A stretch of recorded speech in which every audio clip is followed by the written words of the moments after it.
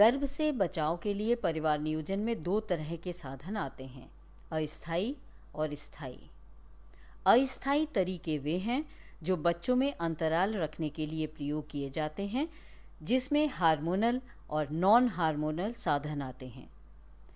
Hormonal साधन वे हैं जिनमें हार्मोन्स होते हैं, जैसे अंतरा और माला एन।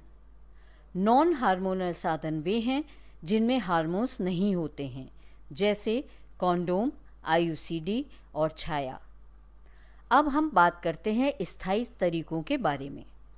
स्थायी तरीके वे हैं जो दंपति द्वारा तब इस्तेमाल होते हैं जब दंपति को लगता है कि उसका परिवार पूरा हो गया है, अब उन्हें आगे और बच्चे नहीं चाहिए।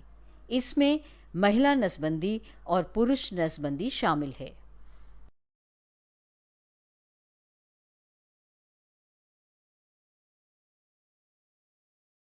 पिछली स्लाइड में हमने जाना कि परिवार नियोजन के कौन कौन से साधन हैं। अब हम देखेंगे कि परिवार नियोजन के प्रत्येक साधन की प्रभावशीलता सही व लगातार प्रयोग करने पर व सामान्य तरीके से प्रयोग करने पर कितनी होती है। सामान्य तरीके से उपयोग का मतलब है परिवार नियोजन के किसी भी साधन का अनियमित प्रयोग करना। सही व लगातार तरीके के उपयोग का मतलब है परिवार नियोजन के किसी भी साधन का लगातार दिशा निर्देश के अनुसार नियमित प्रयोग करना। स्थायी विधि में देखें, पुरुष नसबंदी या महिला नसबंदी हुई है तो 100 महिलाओं में एक से भी कम महिलाएं गर्भवती हो सकती हैं। आइए अब अस्थायी विधि में देखें।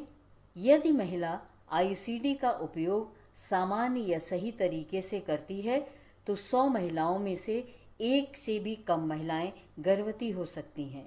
यदि महिला लैम विधि का उपयोग तीनों शर्तों के साथ सामान्य तरीके से करती है तो 100 महिलाओं में से 2 महिलाएं गर्भवती हो सकती हैं। वहीं यदि सही और लगातार तरीके से उपयोग करें तो एक से भी कम महिला गर्भवती हो सकती है।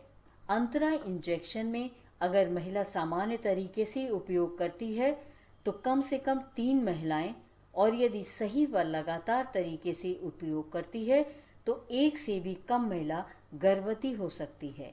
छाया गोली में देखें तो यदि महिला सामान्य तरीके से उपयोग करे तो 3 महिलाएं गर्भवती हो सकती हैं, पर यदि सही और लगातार तरीके से उपयोग करे तो कम से कम 2 महिलाएं गर्भवती हो सकती हैं। इसी तरह मालायन खाने वाली महिलाओं में सामान्य तरीके से उपयोग करने पर 8 महिलाएं और सही व लगातार तरीके से प्रयोग करने पर एक से भी कम महिलाएं गर्भवती होती हैं।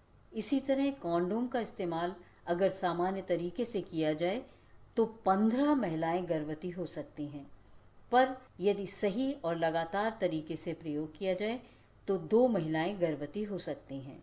इससे हमें यह पता चलता है कि अगर दंपति सही व लगातार तरीके से उपयोग करते हैं तो इसकी प्रभावशीलता सामान्य तरीके से उपयोग से ज़्यादा है और महिला के गर्भवती होने की संभावना कम होती है।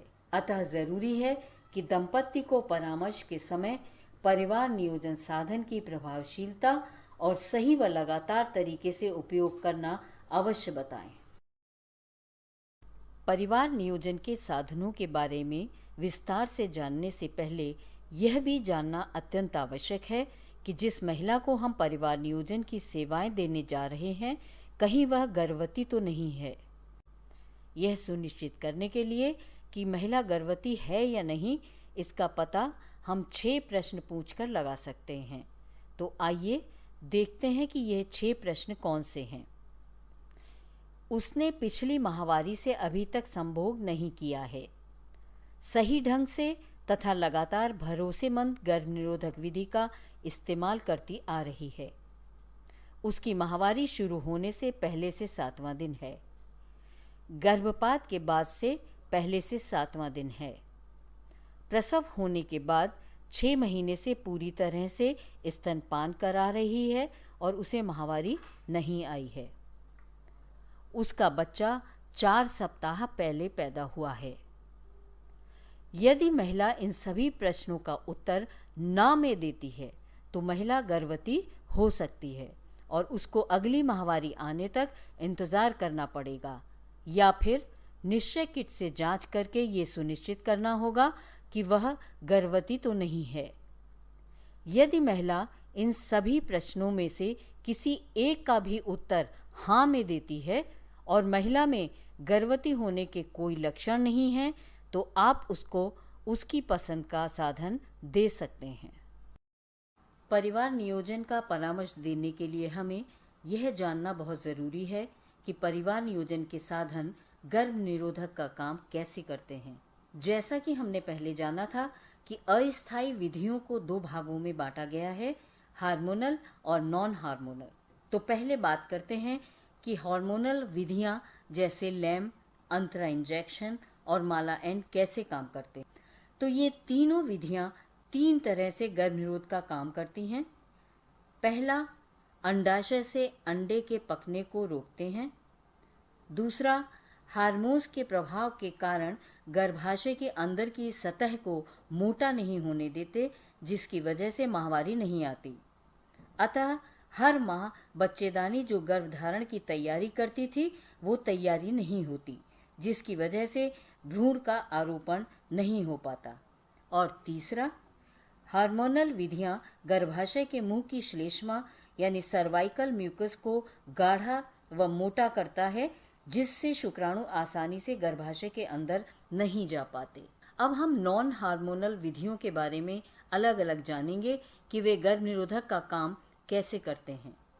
आईयूसीडी शुक्राणु को अंडे तक पहुंचने से रोकती है, क्योंकि इसके तांबे के कण शुक्राणुओं की गति कम कर देते हैं या मार देते हैं।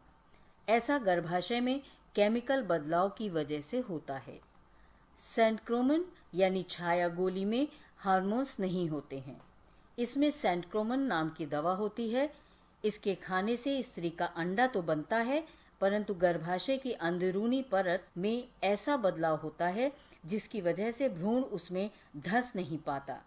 कॉन्डोम एक ऐसा गर्भ निरोधक है जो शुक्राणु और अंडे को मिलने नहीं देता, यानी एक अवरोध का काम करता है, जिसकी वजह से अंडा निकलता तो है मगर शुक्राणु से मिल नहीं पाता। अब हम स्थायी विधियों के बारे में चर्चा करेंगे।